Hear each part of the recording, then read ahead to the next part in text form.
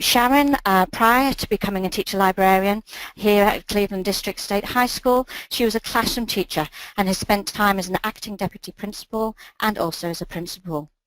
She has worked all over Queensland, from the north to the south, from remote areas to the city, including working in Indigenous communities and centres with a large range of cultural influences. Sharon has been at Cleveland District State High School now for 7 months and was a primary school librarian in the Morton area prior to this. She taught many of her current students here at Cleveland and through their primary years, and is proudly watching them to grow from preps to seniors. As a librarian, Sharon enjoys being the school's social director for information gathering and resourcing. She is very creative and works in close consultation with her community. Sharon thrives on the challenge and flexibility of working in a changing, fast-paced landscape. She loves the fact that libraries can find solutions to students' problems and sees libraries as the ultimate student service, a positive space with positive outcomes. Okay, over to Sharon now. Good afternoon, everyone. I thought I would start by introducing my context. I work at Cleveland District State High School. It's a CIS school, Council of International School. It's also on the way to becoming an international baccalaureate school. And you might have seen from my profile picture earlier on, I'm not sitting in front of any books, I'm actually sitting in front of artwork. I'm also a professional creative artist as well. And they've asked me to speak today about my globalness, or my library being part of the global community. Everything that we attack, that we do, that we create comes from a global perspective that really respects our cultural heritage and looks forward to really pushing some boundaries. So on the screen at the moment you can just see us flicking through our Education Queensland website, and let's have a look at that actually while we're here, because that's probably where we should start the discussion about my library program. Here at our school, probably like many of your schools, we actually have BYO devices. We have just about 2,000 students coming here, so that's 2,000 students with 2,000 different laptops. We don't even need to discuss the technical difficulties there. There's definitely been a few, but we've pushed through that. So the first decision I had to make, thinking about the fact that we were a BYOD school and the fact that we are globally minded as well, was that I needed to go to put my library space on a platform that could easily be reached from around the world. And so our website is, of course, global. You can access it from everywhere. So we decided to put our library access right where it should be, right on the school website. So if we go to facilities and down to library, I think there might be a slight lag, so apologies if I'm racing through. Once you get down to my library page, which isn't that thrilling, I haven't actually been able to update that yet because I've only been here for a short amount of time.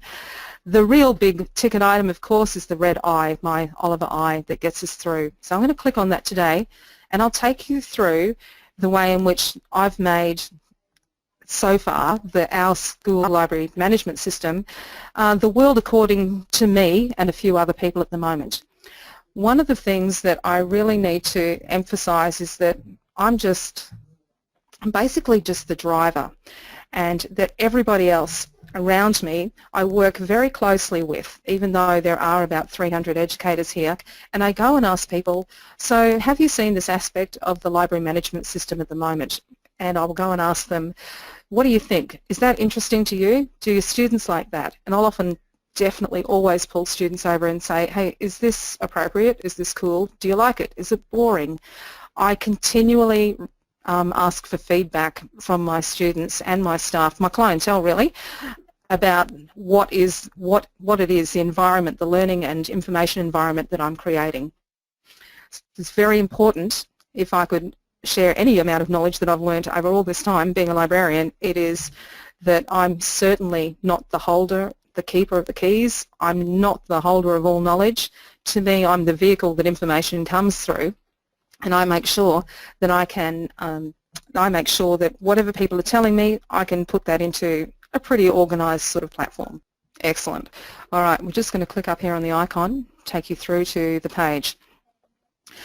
My library page, the banner I've chosen at the top is really quite particular. I chose it because even though we're modern, I wanted the kids to think back to times gone past. I want to create that real that coffee lounge environment where I want people to sit back, enjoy books, enjoy stories, communicate with each other. So every choice that I have on my website is a real deliberate choice. One of the things that that was really important to us, and you saw me go through the log-on screen, not all schools have that, but because we are a global school and I would want to be able to direct a student from overseas to be able to go to the school, to be able to go to that log-on page, I need to be able to make sure that it's secure, because we have, of course, probably like you do, paid databases. So part of that log-on screen is security to protect our data here. So I set out my page with the most important things first. So up the top, these are the most important things. I think global. Here you'll see a carousel of 3 RSS feeds, live feeds, going through all the time. And I tried to pick up all students in my audience. In particular, I think sometimes the arts gets a bit of a dive, and of course that's my passion as well. And when we go through, I really want the kids playing sport who sometimes are a little bit reluctant to come and use the library site. I really wanted them to have a reason to come back. So you can see the RSS feed, Fanning to take a break from the tour in 2016. That kind of thing, it updates very regularly. Plus Think Global, I hook into the SBS News. So that's the SBS News feed, so that we can see what's happening around the world, not just here in our local community. Across to the next part, we have databases. I put that up the top because that's most frequently used. Across then to my e-library, which is non-fiction ebooks only, and then some really important information like library times. And the other one is one thing you wouldn't know is that we're in quite a strong Indigenous area. The local people, our local community on Stradbroke Island, very close to us, and we here at our school we learn the Jundai language. So to keep that up in focus, we have that going through each week, and we change that to go with the school program. So let's just scroll down and have a look at what else we have. I have portals through to contacting your teacher. I have ebooks for fiction. I don't actually own an ebook platform here at school, because I outsourced my ebook platform to Education Queensland. They have a huge ebook library that is curated by a different librarian, and I subscribe, I think for the last 6 months, I think it's cost me about 50 cents per student to be able to do that. And of course with 2,000 students, I don't subscribe everyone. It's just too much money to hit and miss. I make sure that I subscribe definitely the grade 7 students, and the English teachers come on board with that. And that again refers back to that idea of creating that real collaborative community. So I've worked hard with the English teachers to make sure that our students can go through to the ebook. What else have we got? Going down, we have reference links, e-magazines, and you'll see that in the e-magazines, that's coming in 2016. One of the first things that I noticed when I walked here into the library was that the magazines were just on a wall, and that the students rarely use them, and I wanted our magazine subscriptions to become a digital teaching resource. So I'm just, even today, in contact with a company called Zinio, and they're going to offer me my e-library, e-magazine platform. You're probably thinking, how does she, some of you anyway, some of you are probably way smarter than me, how does she even work this stuff out? Oh, to tell you the truth, I jump onto my local library. I go through and I trawl through all their stuff and I see what they've got, and then I very often make some really dumb phone calls to a lot of people asking questions like, so how do you actually do that? Because I really, as a librarian, one of my key mottos is that I really don't know everything, but I bet you I know someone who does. And that's the way I work with the students. So Zinio is coming online shortly. I can probably afford to have maybe 20 magazines online at the moment, but I'm also working in conjunction with my local library, who has possibly about 300 Zinio magazines, and I'm working on getting corporate library cards for each faculty here, so that they can hook in and get access to 300 free magazines that I simply can't afford. So again, it's working with those local communities and building those important important feeder structures, I suppose. I can search my library because we're using Oliver. I have a couple of videos that help the kids actually use the product. Reference links. I actually found these by trawling other libraries. There are a lot of people in the world who've done a lot of good work, and it is our job to go out there and use it. So a lot of the sites that you will see, I've gone and researched and clicked on all their links and seen what is pertinent here to our school. And I just had a word page where I just collected all the links, and in the end I actually started on a big piece of paper with post-it notes, just starting to map out how I was going to put my library page together, because what you're seeing today is probably 3 months worth of serious thinking, sorting and researching. And by the way, I know some people might ask at the end, will I share? You betcha. Of course I will share.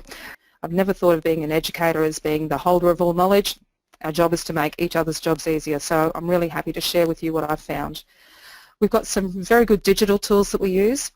And again, over here on the left-hand side, you can see I've gone for a dynamic feel about my website.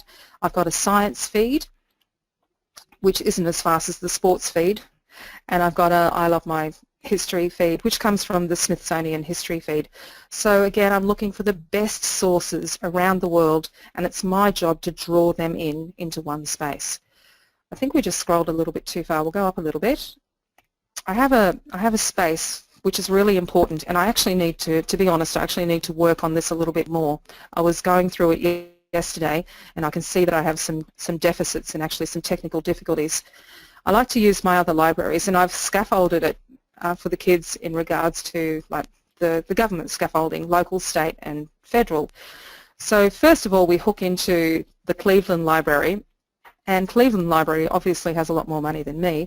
They have World Book Online and the Oxford Referencing Online, just as two of their databases.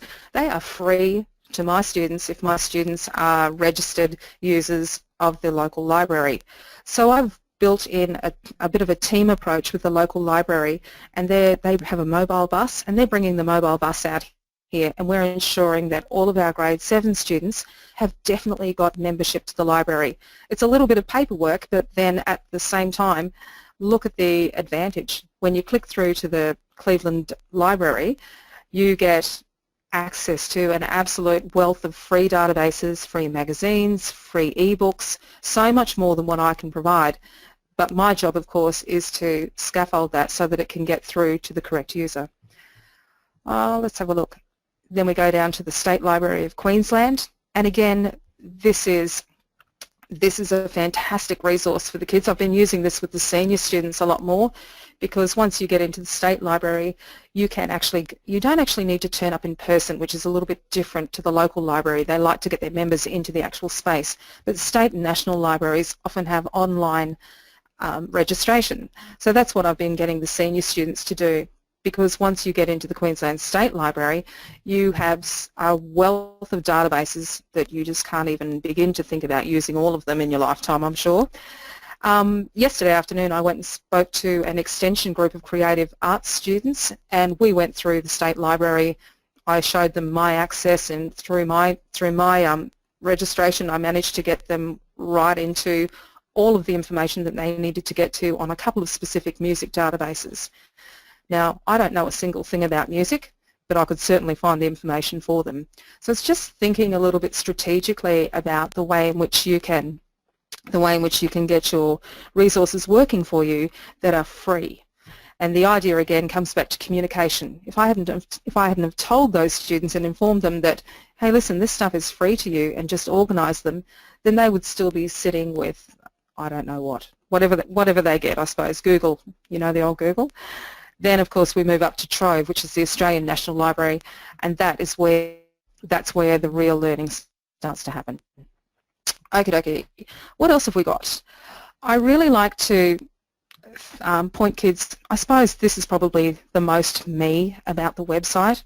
I like to move kids towards things like TED Talks and TEDx Teen, just to inspire kids a little bit to think outside the box. I want that to be right up front, where they can listen to other people who are really inspirational in their field, because I think excellence breeds excellence, so I want to make sure that that's right up there in the forefront.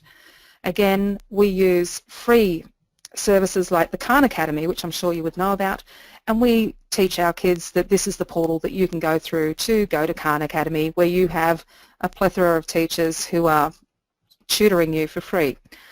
We talk about academic honesty. Academic honesty is a particular term used by International Baccalaureate. I like it so much better than plagiarism. I've gone back and changed everything from plagiarism to academic honesty. It sounds so much more positive.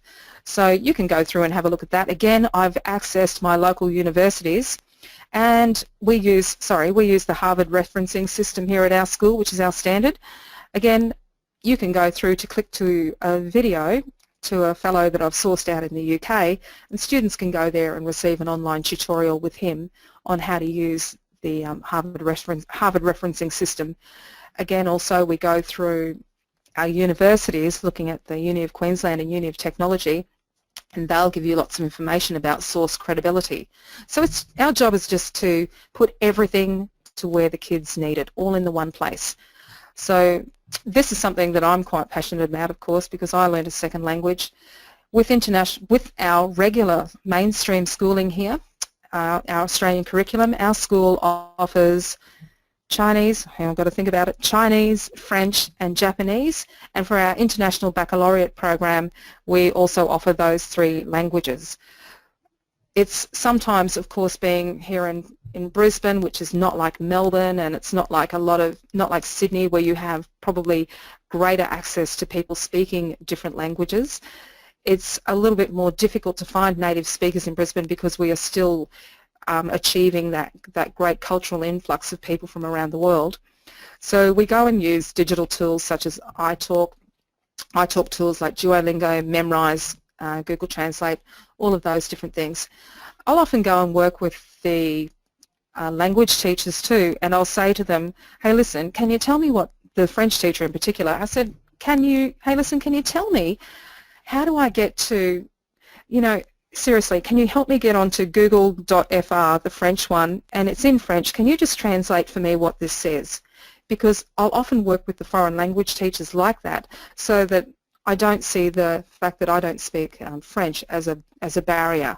And again, we go back to that idea of that global community and that idea of supporting and building teamwork and that communication network that is just so vital. I just could not do my job effectively without the help of everyone else. In fact, I sometimes feel guilty. I've got the technical skills to put this together, but really it's everyone else's ideas that we draw together. EQ learning, of course, RSS feeds. This is something that I'm really quite passionate about.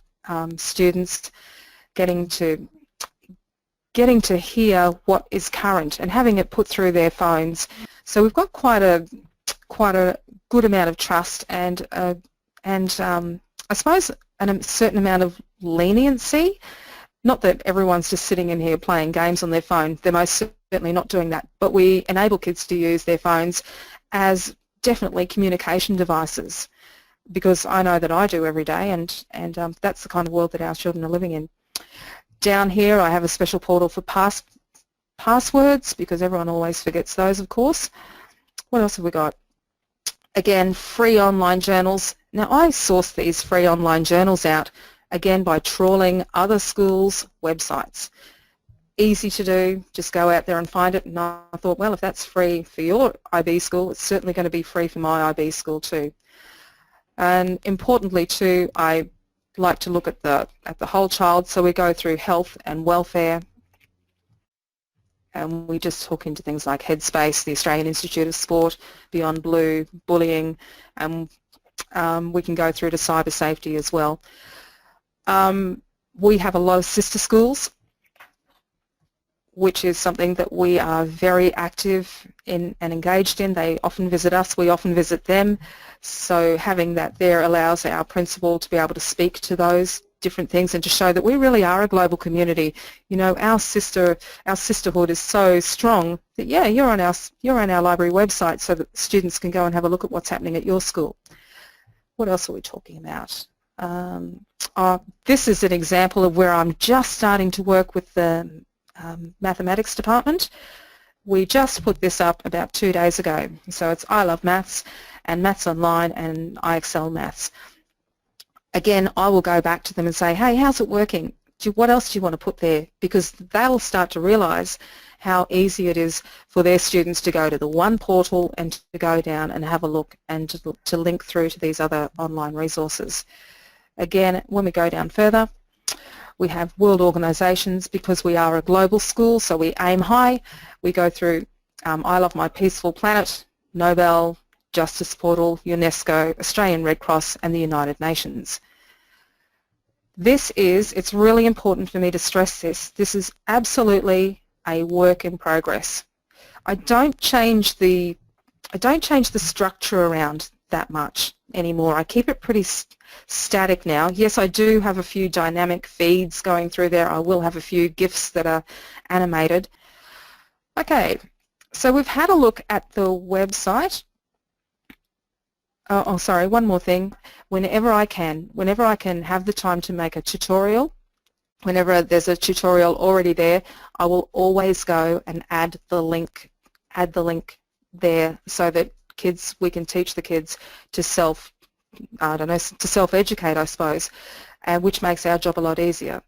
So I suppose my job is really to teach the strategies of how does Miss Hendy put the website together. She will always put it together there, but when we look down further we need to click through for the video on how this works. So that's probably describing more what my role is rather than being able to go and help individual groups.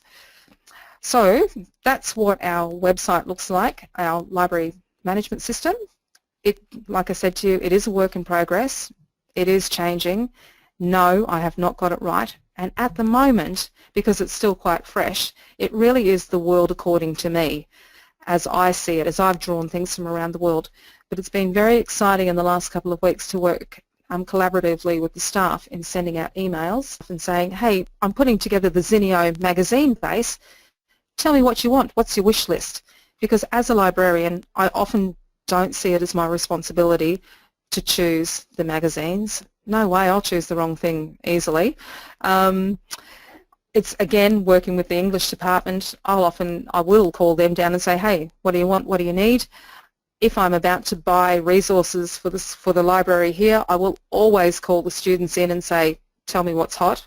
Because yeah, well, I do read, and yes, I do look at email feeds coming through or Facebook feeds that I'm on or a Twitter run or something like that. I just do not know everything, and I'd rather go to the source, my clients, and say, hey, what do you want? So that's my philosophy.